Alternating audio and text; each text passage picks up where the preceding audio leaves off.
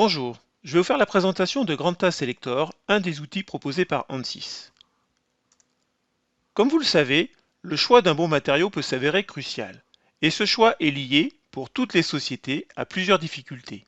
Elle doit faire face à la résolution de problèmes avec des produits existants, à la gestion de chaînes d'approvisionnement, au développement d'un nouveau produit, aux initiatives internes à la société et au développement d'une nouvelle matière. Ce qui les amène à se poser des questions légitimes.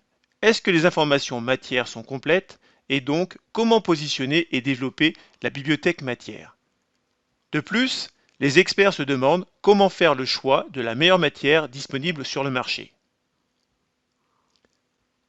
Après avoir repéré un problème ou une amélioration potentielle avec le matériau actuellement utilisé, l'approche standard ressemble généralement à ceci.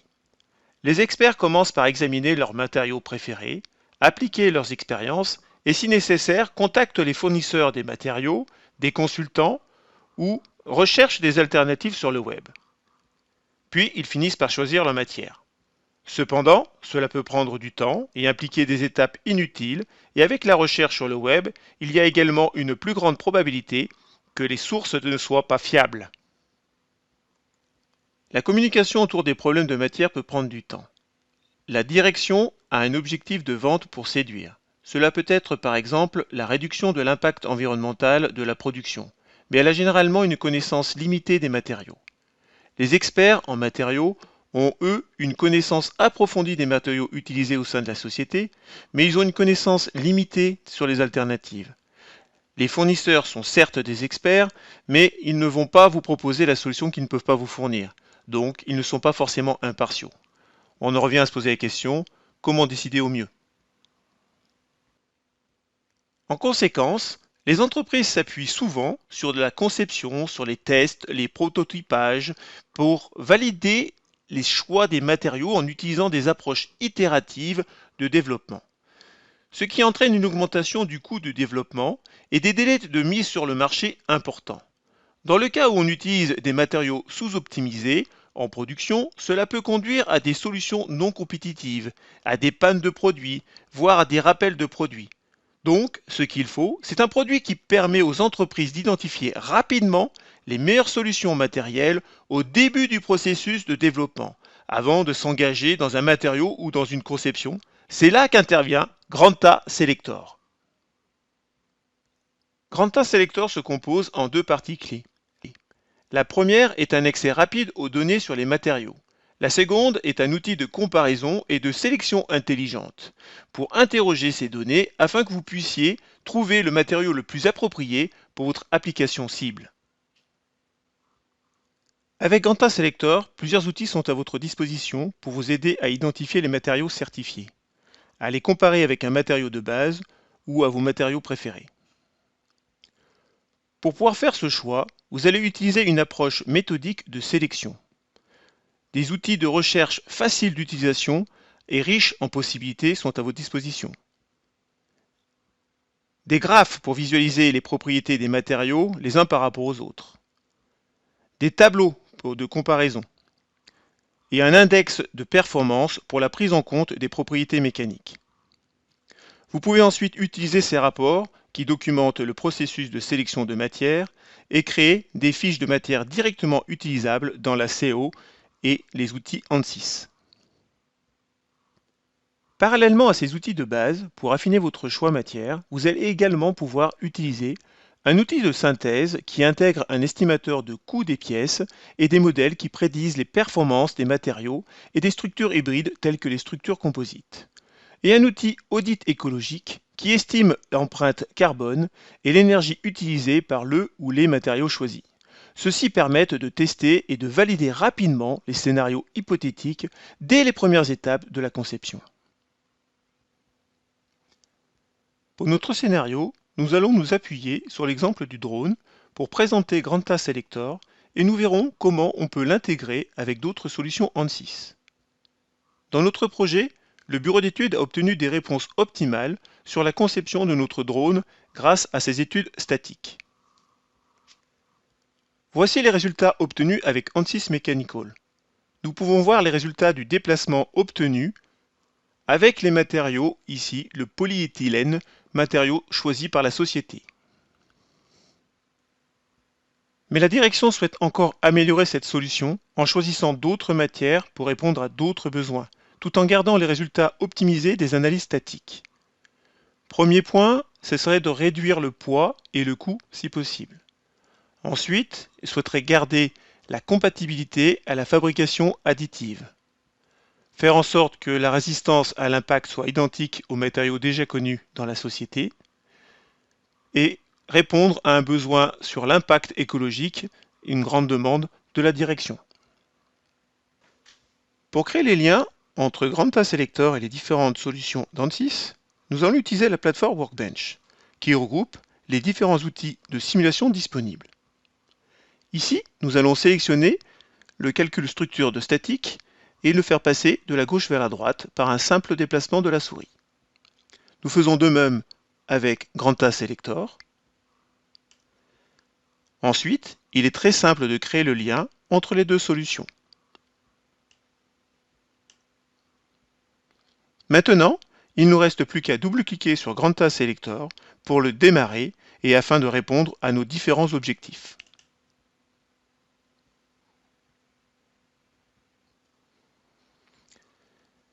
Tout d'abord, une fois dans Granta, vous pouvez remarquer la grande variété de matériaux disponibles. Ici, nous avons de la céramique, nous avons des matériaux fibrés, nous avons des matériaux hybrides tels que des composites, nous avons les métaux et tous les polymères composés à la fois d'élastomères et de plastique. Avant de commencer, nous devons définir notre matériau comme référence. Pour cela, nous allons faire une simple recherche. Une fois trouvé, nous le sélectionnons par un simple clic droit comme référence. Encore une fois, un simple double-clic va nous permettre de regarder et d'observer les différentes informations que peuvent nous donner Granta.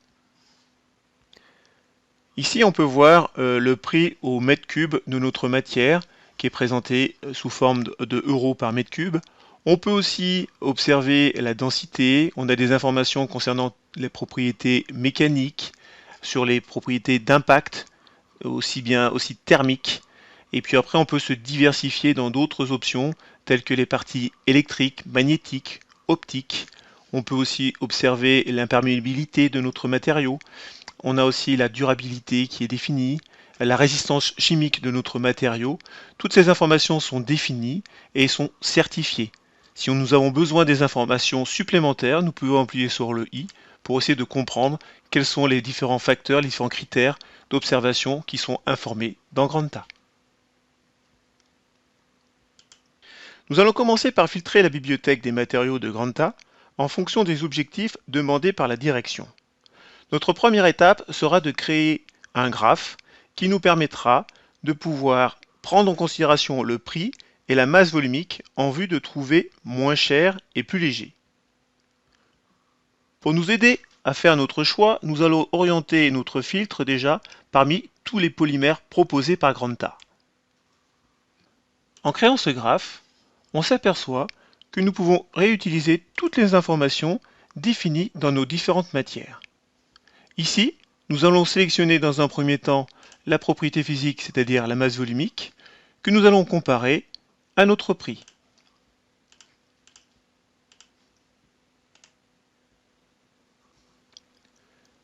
Ici, on retrouve très facilement notre référent parmi les 921 sélectionnés. On va pouvoir l'étiqueter très facilement en sélectionnant et en faisant glisser la souris. Lorsqu'on affiche notre référent, on peut voir qu'il existe de nombreux choix plus économiques et plus légers. Il suffit de regarder tous les matériaux dans la partie inférieure gauche de notre graphe pour observer le nombre important de possibilités ici. L'objectif suivant est que le matériau soit compatible avec la fabrication additive. Dans le process universel, nous retrouvons la possibilité de définir les multiples possibilités autour de la fabrication additive. Il ne nous reste plus qu'à sélectionner celle qui correspond à celle utilisée dans la société et l'insérer pour pouvoir filtrer nos différents matériaux. Nous sommes passés ici de 921 matériaux polymères à 501 matériaux polymères. En affichant notre graphe de départ, on peut voir quelles sont les matières restantes en prenant en compte les deux objectifs cumulés. On enlève les matériaux non compatibles et on observe par un simple zoom les matériaux restants. Continuons à affiner. Nous souhaitons garder les mêmes caractéristiques d'impact et le logiciel est là pour nous aider à le faire. Quand nous revenons sur les différentes propriétés proposées, nous prenons l'impact et nous reprenons tout simplement les valeurs qui étaient définies dans notre référent.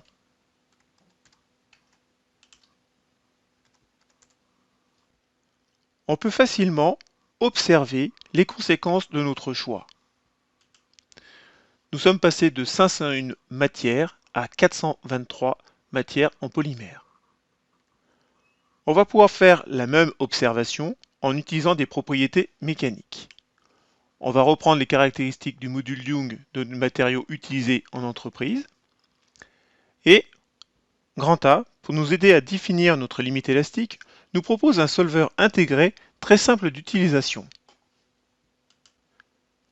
On sélectionne l'étude qui se rapproche le plus de notre étude concernant les pattes de notre drone. Il suffit de rentrer les informations appartenant à notre drone. Ici, je vais rentrer la largeur, l'épaisseur et la longueur.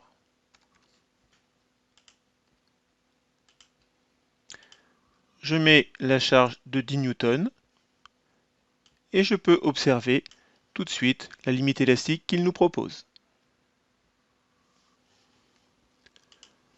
Nous rentrons notre valeur calculée et nous pouvons observer l'impact. Nous sommes passés à 30 matières sur les 921 que nous avions au départ. Il nous reste à définir la masse volumique. On souhaitait avoir une masse volumique inférieure à notre référent. Nous mettons par défaut la valeur max à 920. Il ne nous reste plus que 6 matériaux. Si on affiche à nouveau le premier graphe, on peut observer très facilement quels sont les composants qui nous restent. Il suffit de les étiqueter pour connaître leur nom et pouvoir ensuite les comparer très facilement. On remarque que pour les deux matières qui nous intéressent, l'une est la plus légère et l'autre est la moins chère. Un graphe de comparaison, en les sélectionnant, nous permettra de créer rapidement toutes les différences par un simple jeu de couleurs mettant en évidence les plus marquantes. Autre information intéressante, il est aussi très simple de créer un rapport et de pouvoir ensuite l'exporter avec un format PDF ou un format Word pour le présenter par exemple à la direction. En effet, nous retrouvons dans ce rapport toutes les étapes qui nous ont permis de faire le choix de notre matière. Pour finir, il nous reste à faire le choix entre ces deux matières en prenant en compte l'impact écologique. Rentrons le nom de cette première matière, le PMP. Allons chercher dans Grand A toutes les caractéristiques correspondant à ce matériau.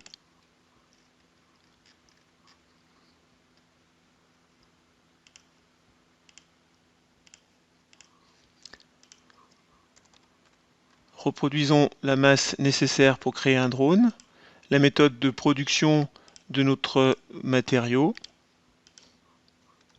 ainsi que la possibilité de réutiliser à peu près 80% de cette matière à la fin de vie. On va pouvoir aussi insister sur le besoin de déplacement, de transport concernant cette matière. Donc on commencera par définir le cargo, qui va nous permettre d'affecter à peu près une distance de 8000 km. On a aussi une distance en camion à parcourir. Chaque camion font à peu près 40 tonnes sur une distance de 800 km. Et pour finir ce transport, on s'appuiera sur une camionnette qui environ 14 tonnes sur 200 km. On peut très rapidement observer un graphe qui nous permet de voir l'énergie dont on a besoin pour créer ce produit et le dégagement de CO2 qu'il provoquera. Après avoir fait une copie du PMP, il suffit de renommer avec l'autre matériau, le PP, d'aller chercher les caractéristiques dans Granta de PP, et on peut observer très rapidement l'impact sur l'écologie en fonction de l'énergie dont on a besoin pour créer le PMP par rapport au PP et regarder le dégagement en CO2 que provoquent les deux matériaux. Le choix s'oriente très rapidement vers le PP.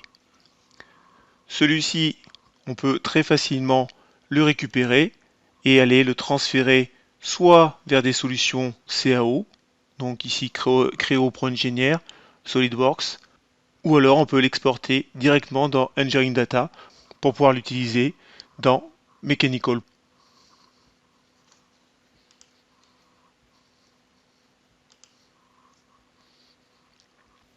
Après avoir basculé sur la fenêtre Mechanical Pro, on peut s'apercevoir que les matériaux ont bien reçu la nouvelle information provenant de Granta.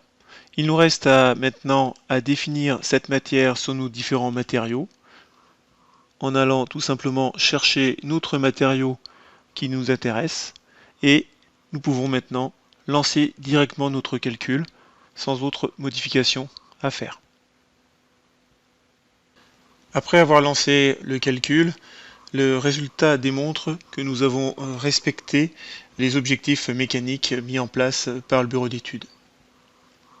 Ainsi, l'utilisation de Granta Selector vous permettra de faire des choix de matériaux plus intelligents avec l'innovation à travers la matière, la résolution rapide des problèmes de matière, la confirmation et la validation des choix de matière et la réduction du coût de matière et de la R&D.